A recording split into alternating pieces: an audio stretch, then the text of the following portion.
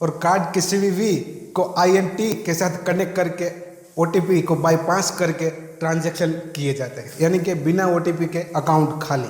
पर इसे रोकने का तरीका, यानी कि ओटीपी को बाईपास करने का जो प्रोसेस है उसे ही ब्लॉक करने का तरीका तब भी से अवेलेबल है जब से डिजिटल ट्रांजैक्शन की शुरुआत हुई। पर इस तरीके को पब्लिक को बताने में इतना फोकस नहीं किया गया, बल्कि दूसरी दो चीज़ों पर ज़्यादा फोकस किया गया, जिसमें पहला है insurance company. Insurance company call करके किसी भी कस्टमर को रिक्वेस्ट करती है कि आप इसका इंश्योरेंस करवा ले, ताकि कहीं इंटरनेट पर या फिर कहीं भी डेबिट कार्ड या क्रेडिट कार्ड से लेकर आपके साथ कुछ फ्रॉड होके आपके अकाउंट से पैसे लूट लिए जाए तो उसका रिटर्न आपको मिल सके। और दूसरी बात यह है कि न्यूज़ पर और बैंकों में ज़्यादातर सभी जगह पर इस चीज़ पर फोकस किया जाता है कि आप अपने डेबिट कार्ड और क्रेडिट कार्ड के सीवीवी को सिक्योर रखें, उसे कहीं शेयर ना करें। और ये इसीलिए बताया जाता है क्योंकि सीवीवी की मदद से ही ओटीपी को बाईपास किया जाता है। पर दूसरी तरफ इंडिया डिजिटल की तरफ आगे बढ़ रहा है, तो हमें डिजिटल ट्रांजैक्शन करने की ज़्यादा रिक्वायरमेंट होती है। तो हम डिजिटल ट्रांजैक्शन करने में अपने कार्ड की डिटेल और सीवीवी डाल के पेमेंट कर देते हैं। और डिजिटल ट्रांजैक्शन करने की सभी पेमेंट एप्लीकेशन और वेबसाइट पे मेंशन किया होता है कि वो इनक्रिप्टेड है। यहाँ पर आप जो भी अपनी डिटेल्स डालते हैं वो सिक्योर रहती है। पर इसे ज़रा देखिए। दरअसल सिंगापुर की एक cyber security company group IB के मुताबिक डॉगनेट वेबसाइट पर लाखों लोगों के डेबिट कार्ड और क्रेडिट कार्ड की जानकारी बिक रही है और इनमें से 98% से ज़्यादा कार्ड भारत के नामी बैंकों के हैं। तो इन सभी चीज़ों को हम इतना फोकस नहीं करते क्योंकि ये सारी चीज़ें एक कन्फ्यूजन क्रिएट करती है दिमाग में, और इस कन्फ्यूजन को क्लियर करने के लिए हम आज इस कार्ड के 16 डिजिट के जो नंबर होते हैं उसको डिकोड करेंगे और ओटीपी को बाईपास करने का प्रोसेस जानेंगे। और उसी में ये पता चल जाएगा कि हम इस ओटीपी के बाईपास की प्रोसेस को ब्लॉक कैसे करते हैं। नंबर 3 चीज़ों को मिला के बने हुए है, जिसमें पहले 6 डिजिट नंबर को आपके अकाउंट के साथ कोई लेना देना नहीं होता। बेसिकली जिस इंस्टीट्यूशन या बैंक ने इशू किया है उसका आइडेंटिफाइड नंबर होता है। 6 नंबर में से पहला नंबर जनरल इंडस्ट्री बता सकता है। पहला नंबर 1 या 2 है तो वो ये एयरलाइंस इंडस्ट्री से है। अगर 3 है तो ट्रैवल एंड एंटरटेनमेंट इंडस्ट्री से है। 4 या 5 है तो banking and financial services industry से है। 6 है तो मर्चेंडाइज एंड बैंकिंग इंडस्ट्री से है। 7 है तो पेट्रोलियम इंडस्ट्री से है।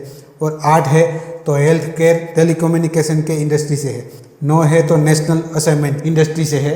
और ये 5 डिजिट नंबर कार्ड के नेटवर्क को दर्शाते हैं, जैसे रुपे कार्ड, वीज़ा कार्ड या फिर मास्टर कार्ड। इसके बाद जो ये 9 डिजिट नंबर है वो आपके अकाउंट के साथ जुड़े हुए होते हैं। और जो आखिरी डिजिट है उसे चेक डिजिट कहते हैं, जो इन 15 नंबर के LUH एल्गोरिथम की मदद से कैलकुलेट करते हैं। जैसे 1 के नीचे प्लस करके 1 लगा देंगे तो इसका आंसर 2 आएगा। फिर दूसरे नंबर को छोड़ देंगे और 8 नंबर के नीचे प्लस करके दूसरा 8 लगाएंगे तो उसका आंसर 16 आएगा। तो यहाँ पे मैं सभी डिजिट को एक एक छोड़ के एक एक डिजिट का कैलकुलेट कर देता हूँ।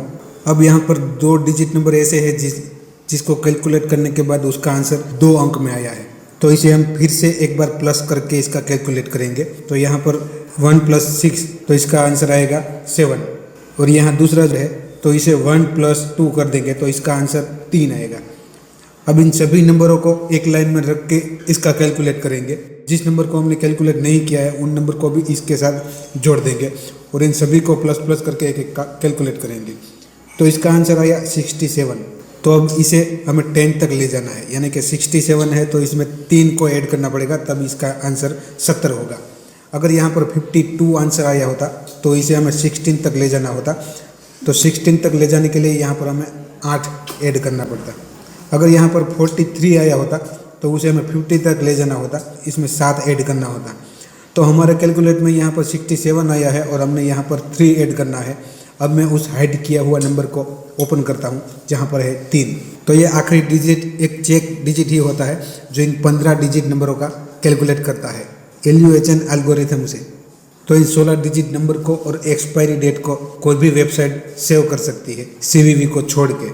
CVV को सेव करने की अथॉरिटी किसी वेबसाइट को गवर्नमेंट ने नहीं दिया है। तो CVV किसी भी वेबसाइट पर लीक नहीं होता, बल्कि 2 तरीके हैं इसे लीक होने के, जो वीडियो में मैं आगे आपको बताऊंगा। तो इन नंबर को तो कोई भी डिकोड कर सकता है, पर OTP को बाईपास करने के लिए CVV को 2 फैक्टर ऑथेंटिकेशन से डिस्कनेक्ट करना पड़ता है। और टू फैक्टर ऑथेंटिकेशन का काम है कि आप पेमेंट करते वक्त वो हमें एक OTP भेजता है, उस OTP को डालने के बाद ही पेमेंट सक्सेस होती है।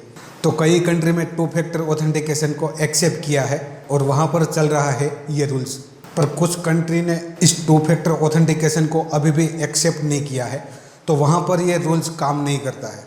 तो उन कंट्री में अगर इन कार्ड से ट्रांजैक्शन किए जाए तो वहाँ पर किसी OTP की रिक्वायरमेंट नहीं होती है, वहाँ पर सिर्फ कार्ड की डिटेल्स और CVV को डाल के ही पेमेंट सक्सेस किया जाता है। और इंडिया के बाहर जो ट्रांजैक्शन किए जाते हैं उसे इंटरनेशनल ट्रांजैक्शन कहते हैं। तो हम जिस वेबसाइट पर डिजिटल ट्रांजैक्शन करते हैं वो वेबसाइट अगर उस कंट्री की हो जिस कंट्री में टू फैक्टर ऑथेंटिकेशन को एक्सेप्ट नहीं किया, तो वहाँ पर बिना OTP के ही पेमेंट सक्सेस हो जाएगी। तो यही है OTP को बाईपास करने का प्रोसेस। OTP बाईपास करने की प्रोसेस को ब्लॉक करने के लिए हमें इंटरनेशनल ट्रांजैक्शन को कंट्रोल करना पड़ेगा, और इसे कंट्रोल करने के लिए सभी बैंकों ने अपनी एप्लीकेशन और इंटरनेट बैंकिंग में फीचर दिया है जहां से हम इंटरनेशनल ट्रांजैक्शन को ऑन और ऑफ कर सकते हैं। तो इसे हमारी ज़रूरत के हिसाब से उसे ऑन और ऑफ करते रहना चाहिए। और CVV 2 जगह पर लीक हो सकता है, पहला अपने दोस्तों के या रिलेटिव के साथ शेयर करके, और दूसरा किसी ऐसी वेबसाइट पर जिस वेबसाइट की सिक्योरिटी के बारे में हमें कुछ पता ना हो, वहाँ पर ये हमारे CVV लीक हो सकते हैं। तो पेमेंट करते वक्त अगर कोई ऐसी वेबसाइट हो जिसकी सिक्योरिटी के बारे में हमें नॉलेज ना हो, तो ऐसी वेबसाइट पर हमें पेमेंट नहीं करनी चाहिए। तो इस वीडियो में कुछ नई जानकारी मिली तो इस वीडियो को लाइक करें, अपने दोस्तों के साथ शेयर करें। अगर आप नए हैं इस चैनल पर तो इस चैनल को सब्सक्राइब करें। मिलते हैं और किसी नए वीडियो में, तब तक के लिए गुड बाय।